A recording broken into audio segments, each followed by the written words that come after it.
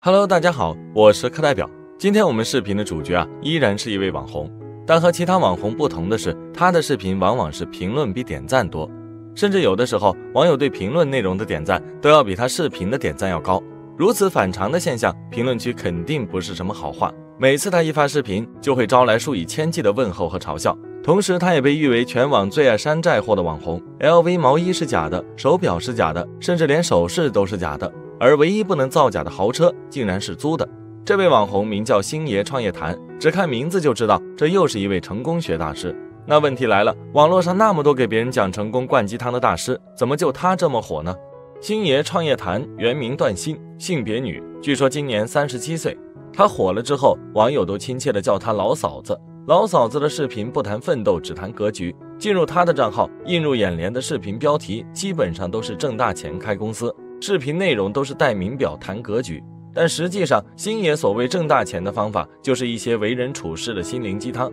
甚至连简单的几句台词都背不清楚，还要靠剪辑进行拼凑，把一个个简单的道理故弄玄虚，将其和有钱人格局相挂钩。其实在网络上，诸如此类的成功学大师并不少见，那么为何偏偏星爷火出圈，遭到了成千上万的网友抵制呢？从星爷短视频账号的简介，我们可以看到他只会3件事：搞钱、搞人、搞项目。如此确凿的语气，想必星爷肯定是个身价不凡的成功人士吧。但观众不理解的是，如此一个成功人士，怎么偏偏对假货如此情有独钟呢？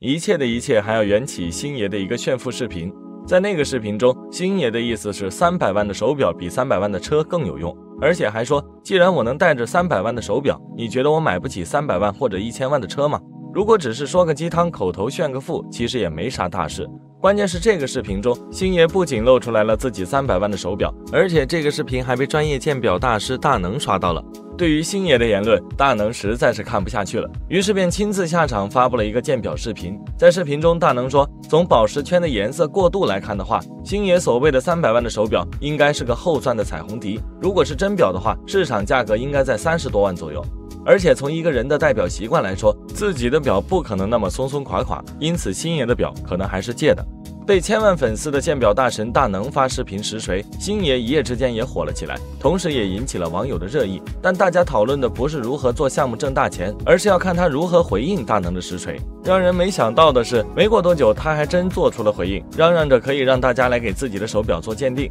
本以为这么硬核的回应，星爷的表应该不假了，但没想到大能这边还没什么反应呢，星爷自己又跳了出来自扇耳光，称自己当天确实戴错了表，视频中的那块确实没有300万，是一块后钻的迪通拿。但星爷并没有承认自己骗人，他坚称自己有300万的手表，只不过是那天戴错了。之后便有网友打趣道，可能是借星爷这块表的人为了充面子，说这块表有300万，而星爷也信以为真了吧。本以为这次事件之后，星爷不说退网，也至少要偃旗息鼓一段时间。但网友没想到星爷的脸皮如此之厚，依然继续我行我素发布成功学视频，大有借此热度涨粉之势。网友看不下去了，便陆续开始揭穿星爷的闹剧。之后登场的是一位名叫王兆文的博主，他也毫不客气地给了星爷一巴掌。王兆文是一位坐拥60多万粉丝的网络博主，平日里喜欢分享名车、名包等各种奢侈品，仅看他身后的豪车数量就明白，这也是一位奢侈品资深人士。他在看完星爷的座驾后，直言星爷根本没有所谓的劳斯莱斯，他开的是一辆宾利天越，虽说也算是一辆豪车，但却是一辆年代非常久远的豪车，价格也达不到300万。最重要的是，这车极有可能是租的。王兆文不仅发现星爷的车水分很深，他身上穿的 LV 毛衣也是假的，连毛衣都是假的，那就更别提星爷手上戴着的戒指和首饰了。一位名叫猎人珠宝的博主也有了新发现，他表示，星爷视频里出镜率最高的那块绿色翡翠戒指，其实是品质比较差的微料翡翠，价格也就几千块左右。随后他又看了星爷另外一枚镶嵌黄宝石的戒指，还问了许多同行，判定这枚黄宝石很可能只是黄水晶，顶多市场价1万块钱。不过让猎人没想到的是，星爷的手中还曾出现过一枚价值40多万的卡地亚戒指。要知道，按照星爷的性格，这么贵的戒指他肯定是要每天戴着展示的，而星爷却只戴过1、2次。对此，猎人则是给出了自己的猜测，猎人打听了一下深圳那边做高仿的真金真钻的厂家，做一个同类型的戒指要多少钱？厂家说得2万左右。后来猎人又上某宝搜索了一下，发现只要1000把块钱就能入手。对此，猎人也是给出了自己的疑惑：既然有如此好的戒指，为什么不展示出来呢？就这样，经过大能、王兆文和猎人珠宝3位专业人士接连公开打假后，星爷的评论区很快就沦陷了。星爷的接连翻车也点燃了网友们的柯南之魂，纷纷化身他身上的可疑之处。而接下来的这位博主更厉害，仅凭星爷对自己描述的几句话，就分析出他学历造假。就在猎人珠宝公开打假后，星爷当天晚上就发布了一条视频来回应一系列的质疑声，但他没想到自己的回应反而让他陷入了更大的争议之中。星爷称自己初中就辍学了，辍学后出去打工，后来又去养殖蜗牛创业，最后又考上了湖南大学，得以重返校园。从他大学到现在17年连续创业，有成功过也有失败过，可以说是3起3落。虽然这一段先打工再苦读的学习精神十分值得学习，但这一事件的真实性却不容深究。这一番话刚一说完，就引来了一位网友的质疑。网友称星爷今年37岁，应该是84年生人，和他是同龄人。在他们那个年代，辍学之后就没你的学籍档案了，没学籍档案又是怎么考上大学的呢？而通过时间分析，星爷的学历也的确和年龄对不上。课代表可以来给大家算一下，星爷称自己今年37岁，大学毕业后创业了17年，那就相当于他是20岁就大学毕业，16岁就被大学录取。在那个年代，从小学到高中要11年，期间星爷还辍学打工创业养了3年蜗牛。那么同理可得，星爷得从1岁就要上小学。不得不说，这些成功学大师就是和我们这些凡人不一样啊。课代表1岁的时候可连和尿玩泥巴都不会呢，人家就能去上小学了。如此神异，为什么不跟另一位成功学大师聂霄一起探讨一下人生呢？其实星爷和课代表这样的营销号没什么两样，只不过他是靠着被包装出来的热度吸引网友的眼球来获取流量，再靠流量来变现，从而谋取利润。只可惜他还没开始割韭菜，就因为跳梁小丑般的举动引来了大能的实锤。而大能刚开始实锤星爷的目的，就是为了打击这种不正确的价值观。说来也是奇怪，星爷10句有9句都经不起推销，连话都说不明白，又如何去教别人创业赚钱呢？虽然大多数网友经过网络的洗礼，已经对成功学不感冒了，但不要忘记，世界上最不缺的就是傻子。因此依然有很多所谓的成功学大师能够凭借创业心得、心灵鸡汤大行其道，割一茬又一茬的韭菜。真的想要别人信服自己，就得拿出与之相匹配的能力和资本，而不是信口。Hello， 大家好，我是课代表。炫富这种行为近些年一直都颇受争议，毕竟在这个社会中还是劳苦大众居多。虽然大家都很向往那种富奢的生活，但对于一些过度炫富的不良行为仍旧有些抵制，特别是那些充满各种商场或官场潜规则的奢华生活，更令人不解甚至愤怒。因为对于那些通过不义之财而获取生活无忧的人，实为可耻。而在前一段时间，就一位人称周公子且出身官场世家的男性，就因为频繁高级炫富翻了车。彼时曾经宣扬苟利国家生死以，家族传承无备责的周公子，在一番奇葩的炫富操作之后，其中最大的一点就是用于购买房产和商铺的上千万资产到底是从何而来。根据后来通告中的情况，其父母只是普通员工，按照其工资根本不可能拿得出这么多钱。而对于炫富行为，也只是归结于一句虚荣心所致，与实际情况不符。回想当初因虚荣心所致进行炫富的周公子说出的最震惊人心的话，应该就是那句喝20万一斤的茶叶。虽然通报中声称周公子喝的20万一斤的茶不存在，但事实似乎并非如此。曾经有博主分析，既然周公子家中有那么多房产，人家喝20万块钱一斤的茶并不过分。当时周公子他写的是20年的白毫银针，这个茶算得上是名茶和好茶，一般都在清明时节之前采摘，采摘下来之后还要手工剥离羽叶，只剩芽头。茶的特点就是茶叶上带一层白毫，芽头晾干了以后形如银针，所以得名白毫银针。从产地上分为福鼎和正和两个地方。福鼎茶的特点是清冽甘甜，正和茶是带有兰香味。而周公子说他喝起来口感一般，大概率是福鼎茶。可既然滋味一般，它为什么能值20万一斤呢？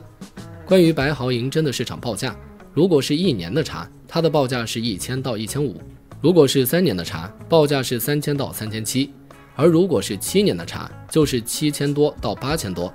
年份和价格有一定的比例关系，基本上相当于1年涨1000块钱。所以周公子喝的20年的白毫银针应该就是20万一斤。此外，既然如此的话，为什么通报里说不存在呢？因为通报中写得很清楚，他们调查的是周公子常去的一个茶楼。据那个茶楼说，他们店里边最高是6800一斤，没有20万一斤的，所以因此得出调查结果，20万一斤的茶不存在，是周公子的虚荣心所致，也就是说他胡编的。但某博主认为，以周公子的身价，人家喝得起20万一斤的茶，毕竟以市场行情来说，他说的也是有理有据。此外，抛开这个炫茶的行为不谈，光是其他方面的炫富和炫优越，也足以引起外界的多番讨论。周公子曾在朋友圈里发文称自己购买了第7套房产，而且今后还要继续买房子，另也炫耀曾经有某省领导给他递香烟，还是价值1200元一条，有钱都买不到的名贵香烟。而出去吃饭的时候，单位的一把手居然还能主动和周公子坐在一起，并且来回敬了他10次酒，主动替他搭人情铺路子。另外，因为周公子说了一句空调吹得太冷了，办公室主任立马就找人来给他这个小职员修理空调，并专门找人给他装上了挡风板。当然，除了这些，还有各种有头有脸的大人物，像是某位市长的公子、大型公司董事长、省委书记，还有某银行总部股份公司行长和副行长等人。而周公子先前曾买了一套别墅，开发商居然白送了他2个停车位，隔壁邻居还是江西省某地市的副市长。他还曾进过武警站岗的省长楼，直说是级别限制了我的想象。随随便便参加个合唱比赛，都能在交工集团碰到很多省公路局的老领导，以及原来在省交通厅大院长大的小伙伴们。至于炫富的欧米茄手表、苹果手机、鳄鱼牌衣服、LV 腰带等等，虽然通报里没有提及，但却是在周公子的朋友圈真真切切见到过的。还有像是父亲副局长没问题了，性感空姐雨里等我2个小时等等各种秀出优越感的话，在周公子的朋友圈里可以说是比比皆是。而在被官方通报之后，周公子的家庭背景也终于被彻底公开。周公子名叫周杰，是江西国控集团股权管理部的一名员工，目前已停职，配合调查。周父是原省公路运输管理局客货运输处副主任科员、主任科员，2020年9月晋升为4级调研员。周母则是南昌长运公司客运5分公司原副经理，于2017年退休。周公子大伯为省高速集团院党委委员、工会主席，2012年退休。二伯为南昌长运公司原职工，2017年退休。三伯则是省交通设计院党委副书记，2021年退休。看完通报，许多网友都说，全家人都在一个系统里，夹带私货、互走后门的事情肯定没少干。像是周父晋升一事，大伯和三伯肯定没少出力。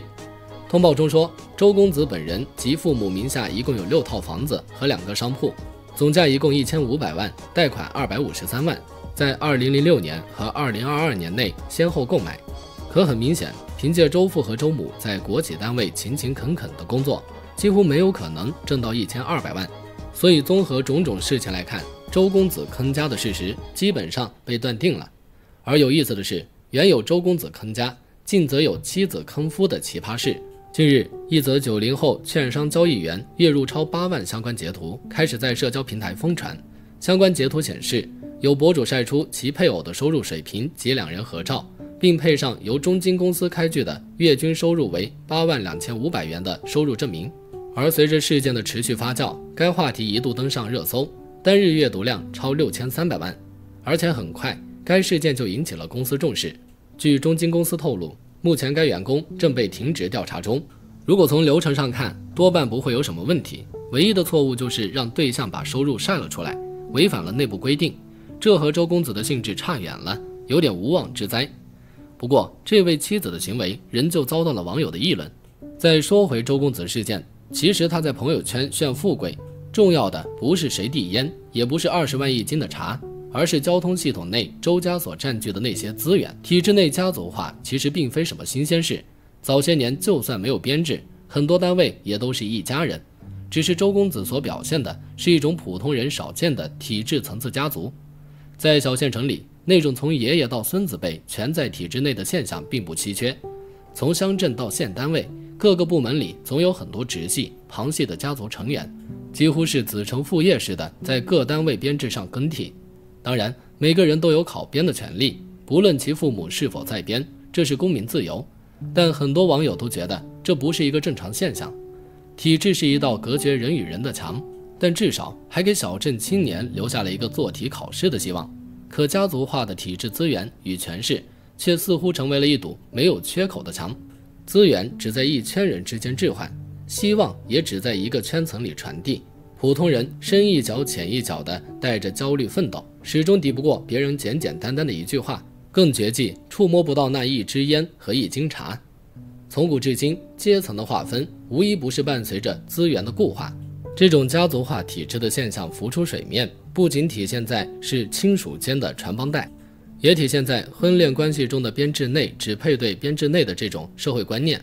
像是小权贵联姻的变种。它作为一种还很流行的普遍观念，十分值得警惕。此外，那些我们觉得不可能出现操作的基层小单位，其实该有的规矩和周公子的朋友圈一样，流程一个不少。单位要上报招考控编的时候，留着几个不上报不招人，要等到谁家的小孩明年毕业时再设置条件招考，甚至还美其名曰不是违规，只是给人家小孩一个机会。